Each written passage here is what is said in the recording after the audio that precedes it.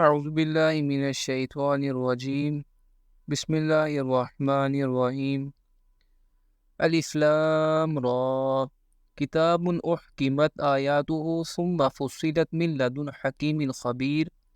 الف لام را یہ وہ کتاب ہے جس کی آیات پہلے پختہ کی گئی ہے پھر ان کی تفصیل بیان کی گئی ہے،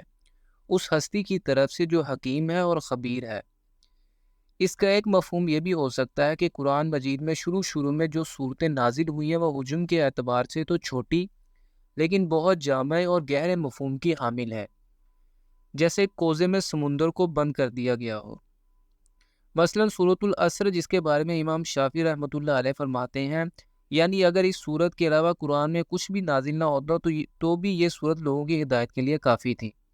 امام شافعی رحمۃ اللہ علیہ سورۃ العصر کے بارے میں مزید فرماتے ہیں اگر لوگ اس سورت پر ہی تدبر کریں تو یہ ان کی ہدایت کے لیے کافی ہو جائے گی۔ چنانچہ قرآن مجید کی ابتدائی صورتیں اور آیات بہت محکم اور جامعہ ہیں اور بعد میں انہی کی تفصیل بیان ہوئی ہے، اور اس کتاب کا بنیادی پیغام یہ ہے اللہ تعبدوا الا اللہ اننی لکم منہ نذیر و بشیر، کہ مت عبادت کرو کسی کی سوائے اللہ کے، یقیناً میں ہوں تمہارے لیے اسی کی جانب سے خبردار کرنے والا اور بشارت دینے والا۔ وَأَنِ اسْتَغْفِرُوا رَبَّكُمْ ثُمَّ تُوبُوا إِلَيْهِ يُمَتِّعْكُمْ مَتَاعًا حَسَنًا إِلَىٰ أَجَلٍ مُّسَمًّى وَيُؤْتِ كُلَّ ذِي فَضْلٍ فَضْلَهُ، اور یہ کہ اپنے رب سے استغفار کرو پھر اس کی جناب میں توبہ کرو، وہ تمہیں دنیاوی زندگی میں مال و متاع دے گا اچھا اور ایک وقت معین تک، اور ہر صاحب فضل کو اس کے حصے کا فضل عطا کرے گا۔ وَإِن تَوَلَّوْا فَإِنِّي أَخَافُ عَلَيْكُمْ عَذَابَ يَوْمٍ كَبِيرٍ، اور اگر تم پھر جاؤ گے تو مجھے اندیشہ ہے تم پر ایک بڑے ہولناک دن کے عذاب کا۔ إِلَى اللَّهِ مَرْجِعُكُمْ وَهُوَ عَلَىٰ كُلِّ شَيْءٍ قَدِيرٌ، اللہ ہی کی طرف تمہیں لوٹ کر جانا ہے اور وہ ہر چیز پر قادر ہے۔ أَلَا إِنَّهُمْ يَثْنُونَ صُدُورَهُمْ لِيَسْتَخْفُوا مِنْهُ، آگاہ ہو جاؤ یہ لوگ اپنے سینوں کو دوہرا کرتے ہیں تاکہ اللہ سے چھپ جائیں۔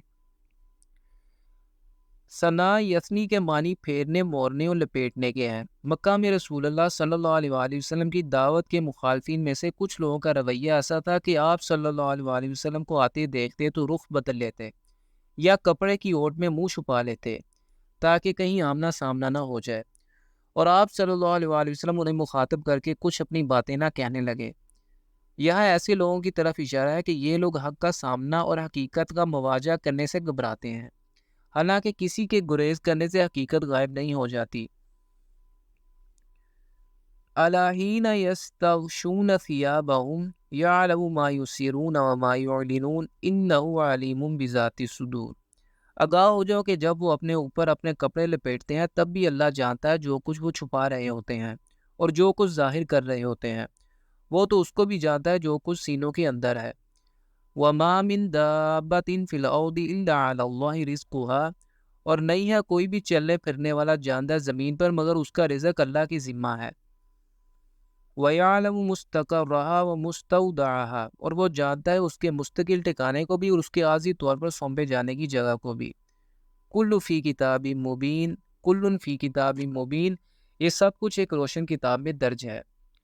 وَهُوَ الَّذِي خَلَقَ السَّمَاوَاتِ وَالْأَرْضَ فِي سِتَّةِ أَيَّامٍ وَكَانَ عَرْشُهُ عَلَى الْمَاءِ، اور وہی ہے جس نے پیدا کیا آسمان و زمین کو 6 دنوں میں، اس کا تخت تھا پانی پر۔ لِيَبْلُوَكُمْ أَيُّكُمْ أَحْسَنُ عَمَلًا، تاکہ تمہیں آزمائے کہ کون ہے تم میں سے اچھے عمل کرنے والا۔ وَلَئِن قُلْتَ إِنَّكُمْ مَبْعُوثُونَ مِن بَعْدِ الْمَوْتِ لَيَقُولَنَّ الَّذِينَ كَفَرُوا إِنْ هَٰذَا إِلَّا سِحْرٌ مُّبِينٌ، اور اگر آپ صلی اللہ علیہ وآلہ وسلم کہیں کہ تمہیں اٹھایا جائے گا مرنے کے بعد، تو کہیں گے وہ لوگ جنہوں نے کفر کیا کہ یہ تو کھلا جادو ہے۔ وَلَئِنْ أَخَّرْنَا عَنْهُمُ الْعَذَابَ إِلَىٰ أُمَّةٍ مَّعْدُودَةٍ لَيَقُولُنَّ مَا يَحْبِسُهُ،